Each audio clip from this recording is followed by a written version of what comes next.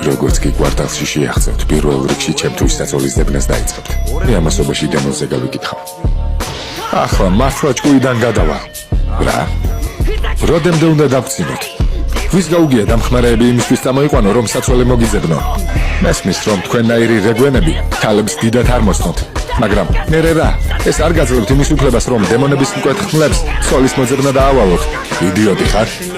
ჩემს ინფორმატორზე ვამბობ, რომელიც დემონებზე ინფორმაციას მათთვის. დიდი ხანია აღარაფერი მოუწერია და მე თვითონ მოვაკითხე. ახლა გაიგე? ეს ის მოხსენებებია, რომლებიც სხვა გასუგაის მოჰქონდა. რამდენი წერილია? ამდენი ხანია თქვენი ინფორმატორი აქ მუშაობს? რა თქმა უნდა ბევრია, 3 ცოლი მყავს. მოიცა, რამდენიო? 3 ცოლი? 3? რაო? რამდენიო? 3 ცოლი, რა ამბავია? შენ ხომ